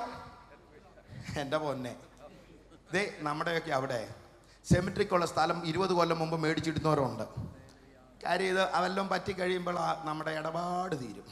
അതുകൊണ്ട് ഇപ്പോൾ സെമിട്രി സാധാരണ അവിടുത്തെ സെമിട്രിയൊക്കെ എൻ്റെ പൊന്നും മനുഷ്യരെ കണ്ട നമ്മൾ കിടന്ന് ഉറങ്ങിപ്പോവും. നല്ല പൂവും വീടിൻ്റെ മിറ്റം ക്ലീൻ ചെയ്യുന്നതിലും. എൻ്റെ പൊന്ന് സാറേ, അങ്ങനെ ഒരു സെമിട്രി അല്ലിത്. ഒരൊറ്റ കുഴി മൂടിയിട്ടില്ല, മുഴുവൻ എല്ലും കഷ്ണം പുറത്ത് കിടക്കുക. 1, 2 അല്ല, 100 കണക്കിന്, 1000 കണക്കിന്.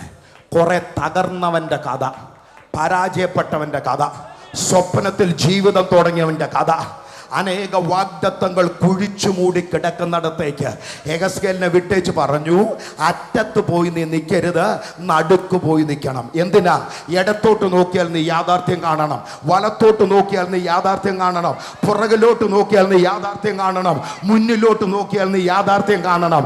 അവിടെ ചെന്ന് നിൽക്കുമ്പോൾ എനിക്ക് നിന്നോടൊരു ചോദ്യമുണ്ട്. ഇന്ന് വരെ ഒരൊറ്റ സാറും ചോദിച്ചിട്ടുള്ള ചോദ്യമല്ല. ഞാൻ കുറേ പരീക്ഷ എഴുതിയ ആളാ സാറേ, പക്ഷെ ഇന്ന് വരെ ഇങ്ങനെ ഒരു ചോദ്യം ആരും ചോദിച്ചിട്ടില്ല. ചോദ്യം എന്നാന്നറിയാവോ? 3 ഓപ്ഷൻ ഒന്നും കൊടുത്തില്ല. എ ഉത്തരം, ബി ഉത്തരം, സി ഉത്തരം. ഒറ്റ ചോദ്യമാ. സാധാരണ ടീച്ചർ അല്ല ചോദിക്കുന്നത്. സകലത്തിന്റെ ഉടയവനായ, സകല ചരാചരത്തെ നിർമ്മിച്ച, ഒറ്റ വാക്കിനാൽ സകലത്തെയും സൃഷ്ടിപ്പാൻ കഴിയുന്ന, ഇല്ലാത്തതിനെ ഉള്ളതുപോലെ വിളിച്ചു വരുത്താൻ കഴിയുന്നവൻ. ഒരു ചോദ്യം. ഈ അസ്ഥികൾ തമിഴിൽ വില്യം സാറാണ്, ഇന്ത എലുമ്പുകൾ ഉരുകിരെഴുമാ, ശരിയാണോ? ഉടനെ ഈ പ്രവാചകൻ നല്ല മിടുക്കനായിരുന്നു. പുള്ളി ഒന്നും പറഞ്ഞില്ല. ഞാൻ പറഞ്ഞാലേ തെറ്റു വരത്തുള്ളൂ, നീ പറഞ്ഞാൽ തെറ്റൊന്നും വരത്തില്ല.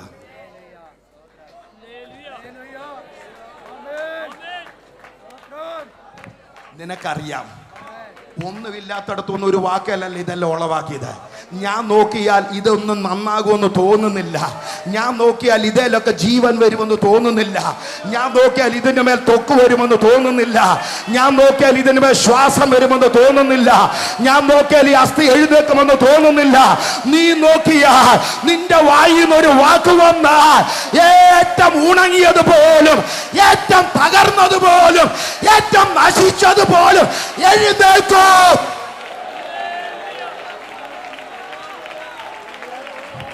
ഇന്ന് രാത്രി ഞാനൊരു ദൈവശക്തി തിരിച്ചറിയുന്നു. ഇന്ന് രാത്രി എന്റെ മേലൊരു അഭിഷേകം ഞാൻ തിരിച്ചറിയുന്നു. ഇന്ന് രാത്രി ഒരു ദൈവശബ്ദം ഞാൻ വിളിച്ചു പറയുകയാ, അവനൊന്നും നോക്കിയാൽ.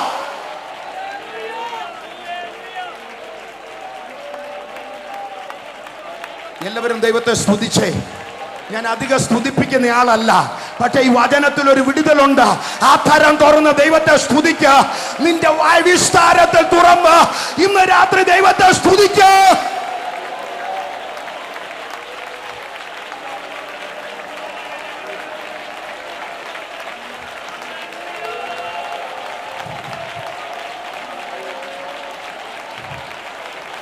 ഘടകം മരതം ജയനം ദേരം ഘട്ടം ഘടകം ദേൻ വൈതൽ ഗട്ടി രേഖക്ഷരതം അരതേരകട വൈദം ജേന അത്താനാജ രേഖത്താന.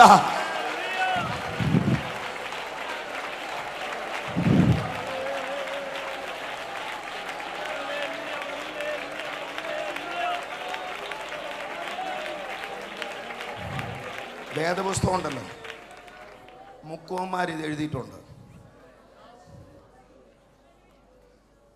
ഇവരെ പറ്റി അപ്പോസ്തല പ്രവൃത്തി പിന്നെ ഞാൻ കോട്ട് ചെയ്യുക, ലൂക്കോസ് തന്നെയാണല്ലോ എഴുതിയത്. ഇവർ പഠിപ്പില്ലാത്തവരും സാമാന്യ അൺസ്കൂൾഡ് എന്ന് എഴുതിയേക്കുന്നത്. അവിടെ എഴുതിയിരിക്കുന്ന മൂലപദം സ്കൂളിൻ്റെ പടി കണ്ടിട്ടില്ലെന്നുള്ള അർത്ഥത്തിലാണ്.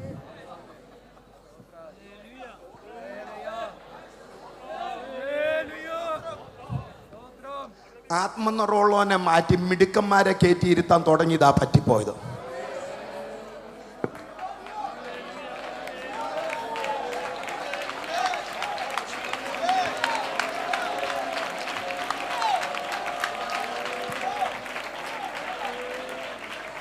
അപ്പോ അവരൊക്കെ ഇത് എഴുതിയിട്ടുണ്ട്.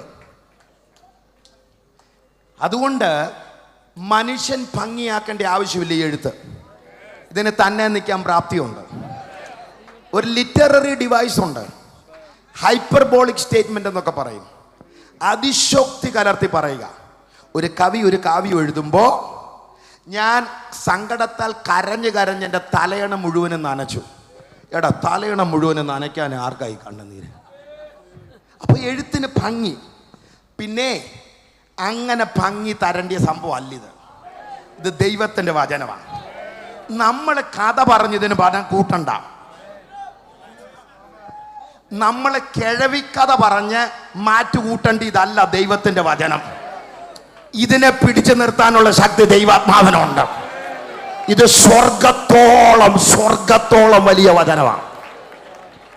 അപ്പോ ഹൈപ്പർബോളിക് സ്റ്റേറ്റ്മെന്റ് എഴുതിയതല്ല പ്രവാചകൻ. പ്രവാചകൻ പറയുന്നത് എങ്ങനെയാ? സ്റ്റീഫൻ സാർ എന്നാ പറയുന്നതെന്നറിയോ? ഉണങ്ങിയെന്നല്ല, ഏറ്റവും അവിടെ എഴുതിയിരിക്കുന്ന ഒരു സൂപ്പർലേറ്റീവ് ടെൻസാ. ഇനി ഉണങ്ങാനില്ല. എല്ലാരും പറ. നോക്കടാ കൊച്ചാ, എവിടെ നിന്ന് നോക്കണം? നടുക്ക് നിന്ന് നോക്ക. പിന്നെ പറയല്ലേ കണ്ണിൻ്റെ കാഴ്ച കുറഞ്ഞെന്നോ കണ്ണാടി മാറിയെന്നൊന്നും പറയല്ല. നോക്ക, ആദ്യം നീ റിയാലിറ്റിയെ കാണാം, എന്നിട്ട് ഞാൻ നിനക്ക് റെവലേഷൻ തരാൻ പോവാം. അസുഖമില്ലെന്നൊന്നും ആരും പറയണ്ട. അസുഖമൊക്കെ നമുക്ക് പലതുണ്ട്. പ്രശ്നമില്ലെന്നൊന്നും ആരും പറയണ്ട. അത് റിയാലിറ്റിയാ. പക്ഷെ ഒരു റെവലേഷൻ ഉണ്ട്. ദൈവത്തിൻ്റെ ആത്മാവ് ശരിക്കൊന്ന് ചലിച്ചു തുടങ്ങിയാൽ ഏത് ഉണങ്ങിയതിനെ ജീവിപ്പിക്കാൻ ദൈവത്തിൻ്റെ ആത്മാവിന് കഴിയും. ഏത് തകർന്നതിനെ ജീവിപ്പിക്കാൻ ദൈവത്തിൻ്റെ ആത്മാവിന് കഴിയും. ഏത് പ്രതീക്ഷയറ്റതിനെ ജീവിപ്പിക്കാൻ ഇന്ന് രാത്രി ദൈവത്തിൻ്റെ ആത്മാവിന് കഴിയും. വിശ്വസിക്കുന്നവർ കരങ്ങളിൽ ശബ്ദവും ഉയർത്തി ഇന്ന് രാത്രി ദൈവത്തെ സ്തുതിക്കട്ടെ.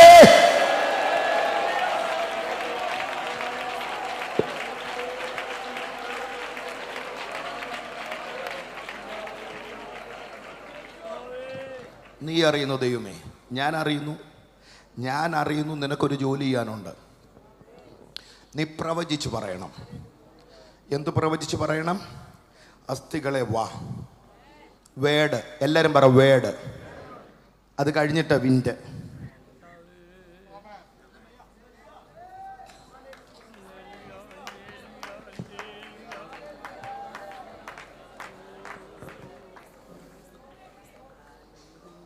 ഈ പെന്തക്കോസുകാരെ കുറിച്ച് പുറത്ത് ഞാൻ വളരെ കുറഞ്ഞ വർഷങ്ങളെ പെന്തക്കോസ് സെമിനാരി പഠിച്ചിട്ടുള്ളൂ. പഠിച്ചതിൻ്റെ കണക്കൊന്നും പറയുന്നില്ല, അത് തെറ്റിദ്ധരിക്കപ്പെടും. അതിൽ കൂടെ പഠിച്ച ഒരാൾ പുറകിലുണ്ടെന്ന് ഞാൻ പറഞ്ഞല്ലോ. വളരെ കുറച്ച് നാളെ ഞാൻ പെന്തക്കോസ് സെമിനാരി പഠിച്ചുള്ളൂ. പുറമെ ആൾക്കാർക്ക് നമ്മളെക്കുറിച്ചുള്ള ഒരു ആക്ഷേപം എന്നാണെന്നറിയാമോ? നമ്മൾ വെറും ബഹളമാണെന്നുള്ളതാണ്. ഇന്ന് രാത്രി പറയാം, വെറും ബഹളമല്ലിത്. ഇതിനകത്തുനിന്ന് വ്യാപരിക്കുന്ന ദൈവശക്തിയെ.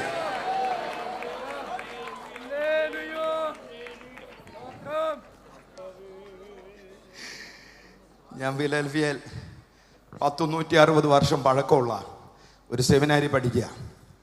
ഡോക്ടറേറ്റ് പഠനം തുടങ്ങിയ സമയമാണ്. എനിക്കൊന്നും അറിയത്തില്ല പറയാൻ. ഏൽ യൂണിവേഴ്സിറ്റിയിലും ഹാർവാർഡിലുമൊക്കെ പഠിച്ചവർ ഉപരിപഠനത്തിന് വന്നിരിക്കുക. ഒന്നിലധികം PhD ഉള്ള സാറുമാർ പഠിപ്പിക്കുക. ഞാൻ ഒന്നും മിണ്ടാതിരിക്കുക.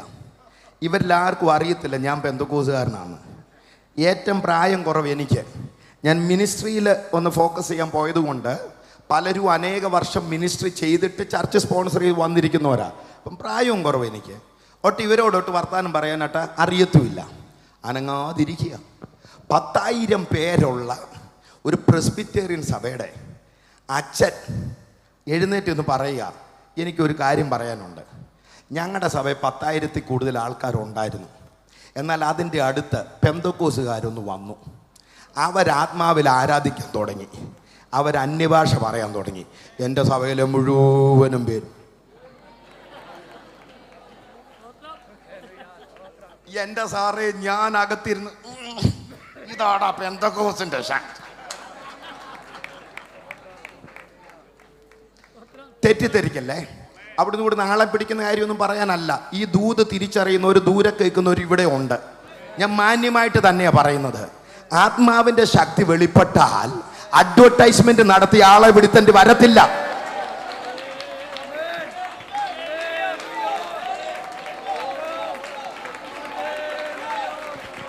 ആത്മാവിന്റെ ശക്തി നടത്തിയ വെളിപ്പെട്ട അഭ്യാസം കാണിച്ച ആളെ വിടുത്തണ്ട.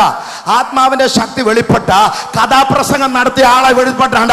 ആത്മാവിന്റെ ശക്തി വെളിപ്പെട്ട ആത്മാവും വചനവും കൂടെ വെളിപ്പെടുന്നിടത്ത് ദേശത്തിന്റെ നാനാ ഭാഗത്തു നിന്ന് ആത്മാക്കൾ വിടുവിക്കപ്പെടണം.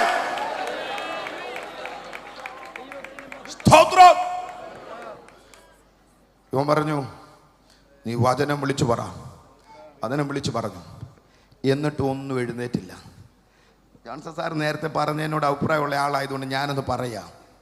എന്നെക്കുറിച്ച് ഒരു ചെറിയ പരാതി ഉണ്ട്. ചെറിയ പരാതിയില്ല, വലിയ പരാതിയാണ്. ഏതായാലും ഞാനിത് മാറ്റാൻ ശ്രമിക്കുന്നില്ല. ശബ്ദം ഇച്ചിരി കൂടുതലാണ്.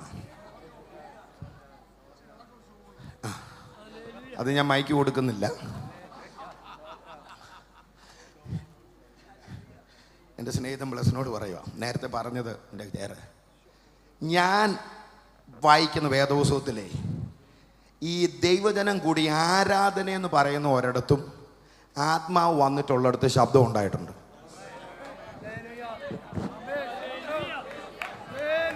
അല്ലെന്ന് തെളിയിക്കാം, അന്ന് ഈ പരിപാടി നിർത്താം. എവിടെയൊക്കെ ആത്മാവ് വ്യാപരിച്ചിട്ടുണ്ടോ അവിടെ ഒരു ആനന്ദം വന്നിട്ടുണ്ട്, അവിടെ ഒരു ആവേശം വന്നിട്ടുണ്ട്, അവിടെ ഒരു ചലനം.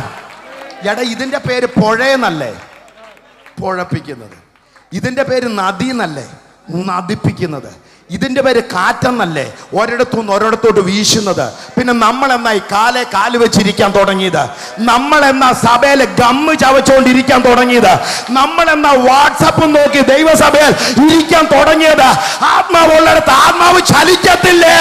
ആത്മാവുള്ളിടത്ത് ആത്മാവ് ജീവിതങ്ങളെ തൊടത്തില്ലേ?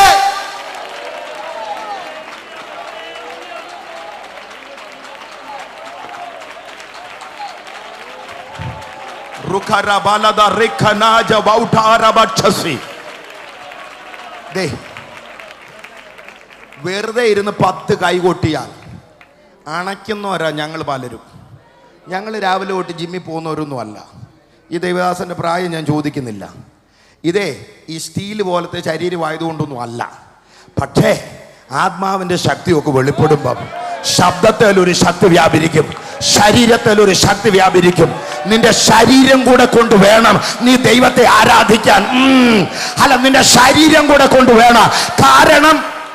കാരണം ശരീരത്തിലെ ചോര തന്ന് എന്നെ വീണ്ടെടുത്തവനായ ഇന്ന് രാത്രി ഞാൻ സേവിക്കുന്നത് നിന്റെ വിരളനക്കി നാവനക്കിയുള്ള പരിപാടിയല്ല, നിന്റെ ശരീരം കൊണ്ട് വേണം.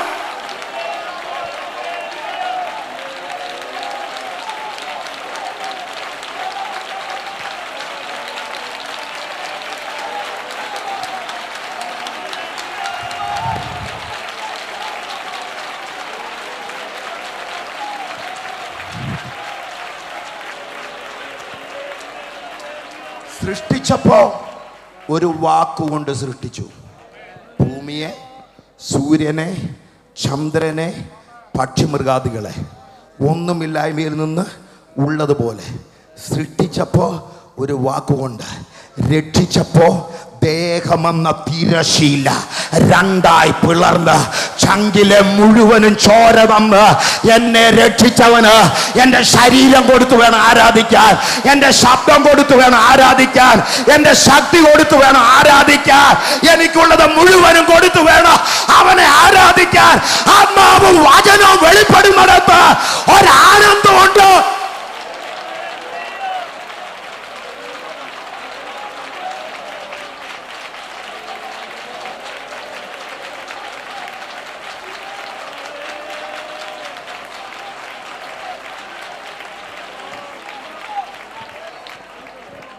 ഇതല്ലേ നമ്മൾ പഠിപ്പിക്കേണ്ട പരിശുദ്ധാത്മശാസ്ത്രം? ഇതല്ലേ? അല്ലാതെ കയ്യിലൊരു മൈക്കും മുമ്പിലൊരു സ്റ്റേജും കയ്യിലൊരു പേനായും തന്ന ആത്മാവിനും അഭിഷേകത്തിനും ദൈവശബ്ദിക്കുമെതിരെ പ്രസംഗിക്കുകയാണോ പെന്തക്കോസിൽ വേണ്ടിയത്? അല്ല, ഇതാ പരിശുദ്ധാത്മാവിന്റെ ശാസ്ത്രം. ഒരസ്ഥി, എനിക്ക് പറഞ്ഞ സമയം അല്പം കൂടെ ഉണ്ട്. ബ്ലസ്സൻ സാറെ ഒന്ന് ഹെൽപ്പ് ചെയ്യണം കുറച്ച് കഴിയുമ്പം. ഇന്ന് ദൈവത്തിന് രാജസ്ഥാരൻ്റെ സ്വോത്രം പറഞ്ഞിട്ട് നമ്മൾ ഇവിടുന്ന് പോകത്തുള്ളൂ. ഒരസ്ഥി, ഞാൻ ഫോസിലുകളെ പറ്റി പഠിക്കുന്നവരോട് ചോദിച്ചാൽ അവർ പറയും, ഒരു മനുഷ്യൻ്റെ ജോബോൺ കണ്ടാൽ അവൻ ഏത് രാജ്യക്കാരനാണെന്ന് പറയാം. ഒരു മനുഷ്യൻ്റെ മൂക്ക് കണ്ടാൽ അവൻ ഏത് കോണ്ടിനെൻറ്റിലുള്ളവനാന്ന് പറയാം. ഒരു മനുഷ്യൻ്റെ കാലിലെ അസ്ഥി കണ്ടാൽ അവൻ്റെ എത്തിനിസിറ്റി പറയാം. അസ്ഥികളെ പറ്റി പഠിക്കുന്നവർ. അന്നേരം എനിക്കിങ്ങനെ തോന്നി, ഒരുവിധം അറിവുള്ളവൻ ഇതിൽ നടന്ന എത്ര മനുഷ്യൻ്റെ കഥ അവിടെ കിടപ്പുണ്ട്. തകർന്ന കഥ, പരാജയപ്പെട്ട കഥ, ഓടിത്തുടങ്ങിയോട്ട് വഴി വീണുപോയ കഥ, സ്വപ്നം കണ്ടിട്ട് തകർന്നു പോയ കഥ. ഈ നിരാശയുടെ നടുവിലോട്ട് പ്രതീക്ഷ കൊടുക്കുന്നത് ഇവിടുത്തെ TV അല്ല, ഇവിടുത്തെ ഇൻ്റർനെറ്റ് അല്ല, ഇവിടുത്തെ മ്യൂസിക് അല്ല, ഇവിടുത്തെ ക്രിക്കറ്റ് അല്ല, ഇവിടുത്തെ പൊളിറ്റിക്സ് അല്ല, മാറി മാറി വരുന്ന ഭരണകൂടമല്ല. ഞാനും നീയുവാ പ്രതീക്ഷ കൊടുക്കുന്നത്. നിന്റെ നാവിൽ ഒരു വചനമുണ്ട്, നിന്റെ മേലൊരു അഭിഷേകമുണ്ട്. ഏത് തകർന്ന കുടുംബത്തിലേക്കും യേശുവിന്റെ നാമത്തിൽ കാലെടുത്ത് കുത്തിയിട്ട് പറ, എന്റെ ദൈവത്തിന് പണിയാൻ കഴിയാത്തതൊന്നുമില്ല, എന്റെ ദൈവത്തിന് ഒന്നിപ്പിക്കാൻ കഴിയാത്തതൊന്നുമില്ല, എന്റെ ദൈവത്തിന് രൂപം കൊടുക്കാൻ കഴിയാത്തത് ഒന്നുമില്ല.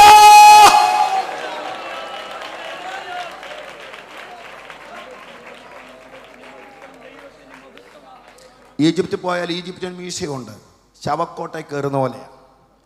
ഇവരാ ദൈവത്തിൻ്റെ ജനത്തെ മുക്കിക്കൊല്ലാൻ നോക്കിയ പാർട്ടികൾ, പിടിച്ചിടാൻ. ഇത് പറഞ്ഞവന്മാരെല്ലാം അവിടെ കിടപ്പുണ്ട്. വാഗ്ദത്വം ഉള്ളവർ ഇന്നും അവിടെ ഉണ്ട്. അത് വേറെ പ്രസംഗമായതുകൊണ്ട് അത് ഇപ്പം അങ്ങോട്ട് തൊടുന്നില്ല. അപ്പോൾ അവിടെ പഴയ ഫറോവന്മാരുടെ ചിത്രമൊക്കെ ഉണ്ടാക്കി വെച്ച് എന്തിനാണെന്ന് അറിയാവോ? ആത്മാവ് ഒരിക്കൽ തിരിച്ചു വരും. തിരിച്ചു വരുമ്പോൾ അബദ്ധത്തിൽ വേറെ ഒരുത്തൻ്റെ ദേഹത്ത് കയറല്ല. അതുകൊണ്ട് ഒരു രാജാവിനെ പണിതു. ഞാൻ നോക്കിയപ്പോൾ ഒരു രാജാവിനെ ഒരു കാല് ഭയങ്കര വണ്ണം. ചോദിച്ചപ്പം പറഞ്ഞു ഈ രാജാവിനെ മരിച്ചപ്പോൾ മന്തുണ്ടായിരുന്നു. ആത്മാവ് തിരിച്ചു വരുമ്പോൾ മന്തുള്ളിടത്ത് തന്നെ വേണം കയറാൻ, മാറിപ്പോകല്ലേ. പക്ഷേ ഞങ്ങൾ പ്രസംഗിക്കുന്ന ദൈവവചനത്തിൻ്റെ ആത്മാവുണ്ടല്ലോ, ഇത് അടുക്കും ചിട്ടയൊക്കെ ഉള്ള ആത്മാവാ.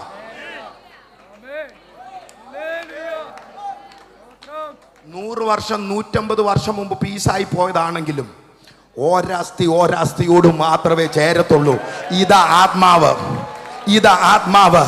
തകർന്ന കുടുംബങ്ങളെ നോക്കി ഞാൻ പ്രവചിച്ച് പറയുക, നിന്റെ കുടുംബത്തിൽ ദൈവാത്മാവ് പ്രവർത്തിക്കാൻ നീ അനുവദിച്ചാൽ നിന്റെ കുടുംബം നേരെയാകും. തകർന്ന ജീവിതങ്ങളെ നോക്കി ഇന്ന് രാത്രി ഞാൻ പ്രവചിച്ച് പറയുക, നിന്റെ കുടുംബത്തിൽ ദൈവാത്മാവ് പ്രവർത്തിക്കാൻ തയ്യാറായ ദൂരെ പോയ മക്കളെ ചൊല്ലുന്നവരോട് ഞാൻ പറയുക, ദൈവാത്മാവ് പ്രവർത്തിക്കാൻ അനുവദിച്ചാൽ. ഇത് വന്നപ്പോ ഓരാസ്തിയോട് തൊട്ടപ്പം ഭയങ്കര ശബ്ദം. പുതിയ നിയമസഭ മഹത്വമുള്ള സഭയെ വരുന്ന ആത്മാവിനെ പറ്റി പ്രവചിച്ച പ്രവാചകൻ യെഹെസ്കേൽ ഇനി ഒടുവിൽ കിഴക്കേ വാതിലൂടെ കയറി വരുന്ന ദൈവ തേജസ്സിനെ പറ്റി കൂടെ വിളിച്ചു പറഞ്ഞ പ്രവാചകനാ. അവൻ പറയും ആത്മാവ് വരുമ്പോൾ ഇങ്ങനെയാ, ഓരാസ്തിയോട് കൂടെ കൂട്ടിയപ്പോൾ ഭയങ്കര മുഴക്കം. ഞാൻ അപ്പോസ്തലപ്രവൃത്തി 2:1 വായിക്കുമ്പം കുറെ പാവങ്ങൾ കൂടിയിരുന്നിടത്തേക്ക് ആദിമ സഭയിൽ ആത്മാവ് ഇറങ്ങി വന്നപ്പോ കൊടിയ മുഴക്കം പോലെ അഗ്നിജ്വാല എന്ന തീ പോലെ ഇന്ന് രാത്രി ഞാൻ പറയാ, ഇവിടെ ഒച്ച ഉണ്ടാകുമെന്നല്ല പറയുന്നത്. ആത്മാവ് വന്നാൽ നീ തിരിച്ചറിയും, ആത്മാവ് വന്നാൽ നീ തിരിച്ചറിയും. ഇരിക്കുന്ന ഇടത്ത് നീ തിരിച്ചറിയും, പ്രാർത്ഥിക്കുന്ന ഇടത്ത് നീ തിരിച്ചറിയോ.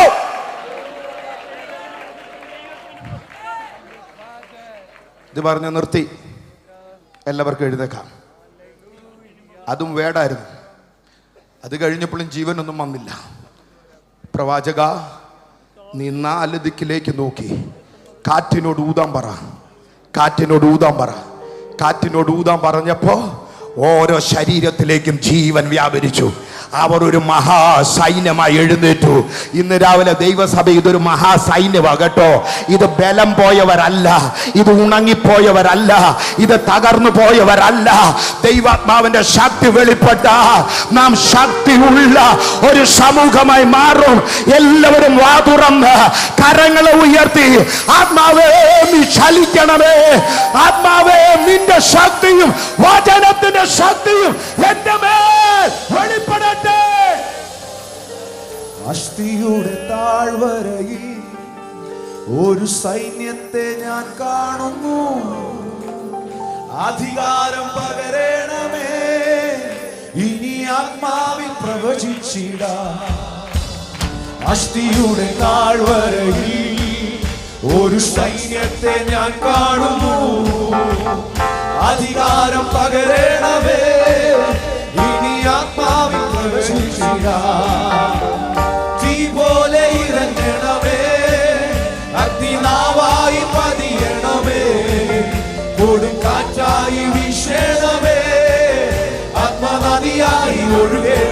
കരങ്ങൾ തട്ടി തീ പോലെ ഇറങ്ങണമേ അഗ്നിനാവായി പതിയണമേ കൊടുങ്കാറ്റായി വീശണമേ ആത്മനദിയായി ഒഴുകണമേ അന്ത്യകാല അഭിഷേകം സകല ജഡത്തിന്മേലും കൊയ്ത്തുകാല സമയമല്ലോ ആത്മാവിൽ നിറയ്ക്കണമേ അന്ത്യകാല അഭിഷേകം സകല ജഡത്തിന്മേലും കൊയ്ത്തുകാല സമയമല്ലോ ആത്മാവിൽ തീ പോലെ ഇറങ്ങണമേ അഗ്നിനാവായി പതിയണമേ കൊടുങ്കാറ്റായി വീശണമേ ആത്മനദിയായി ഒഴുകണമേ തീ പോലെ ഇറങ്ങണമേ അഗ്നിനാവായി പതിയണമേ കൊടുങ്കാറ്റായി വീശണമേ ആത്മനദിയായി ഒഴുകണമേ അസ്ഥിയുടെ താഴ്വരയിൽ ഒരു സൈന്യത്തെ ഞാൻ കാണുന്നു അധികാരം പകരണമേ ഇനി ആത്മാവിൽ പ്രവചിച്ചിടാം അസ്ഥിയുടെ താഴ്വരയിൽ ഒരു സൈന്യത്തെ ഞാൻ കാണുന്നു അധികാരം പകരണമേ ഇനി ആത്മാവിൽ പ്രവചിച്ചിടാം തീ പോലെ ഇറങ്ങണമേ അഗ്നിനാവായി പതിയണമേ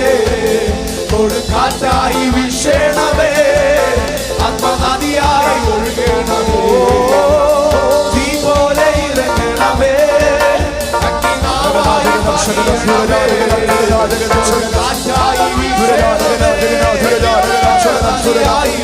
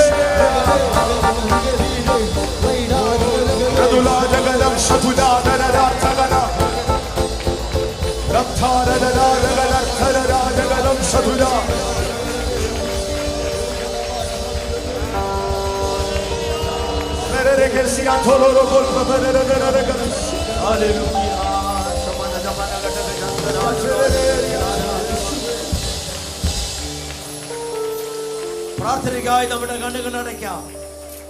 ആ ആത്മനിറവിൽ തന്നെ നമുക്ക് പ്രാർത്ഥിക്കാം. നമുക്ക് ഒന്നിച്ചു പ്രാർത്ഥിക്കാം. വിശ്വസ്തനായ ദൈവമേ, സ്വർഗ്ഗസ്ഥ പിതാവേ, അവിടുത്തെ വലിയ സാന്നിധ്യം കൊണ്ട് ഇന്ന് രാത്രിയിൽ ഞങ്ങളെ അനുഗ്രഹിച്ച സ്നേഹത്തിനായി സ്തോത്രം.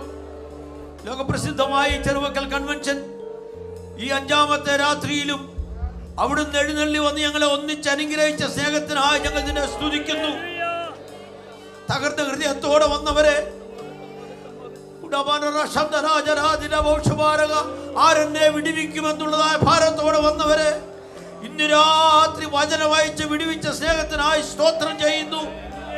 മരുഭൂമിയുടെ അവസ്ഥയിലും വിടുതലുണ്ട്. മരുഭൂമിയുടെ അവസ്ഥയിൽ ആത്മാവ് വീശുമ്പോൾ ജീവൻ വെൽക്കുന്ന അവസ്ഥകൾ ഇന്ന് രാത്രി ഞങ്ങളെ പഠിപ്പിച്ചതിനായി സ്തുതിക്കുന്നു കർത്താവേ.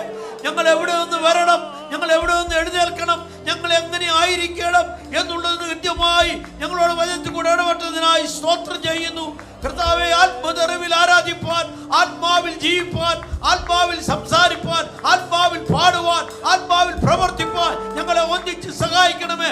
അനീതി ചെയ്യുമ്പോൾ അല്ലേലും ഒരു നീതിയുടെ ദൈവം ഉണ്ടെന്ന് വെളിപ്പെടുത്തുന്നതാ അല്ലേലും ആത്മാവ് ഞങ്ങളുടെ മധ്യേ വസിക്കുന്നതിനായി ഞങ്ങൾ നിന്നെ സ്തുതിക്കുന്നു കർത്താവേ.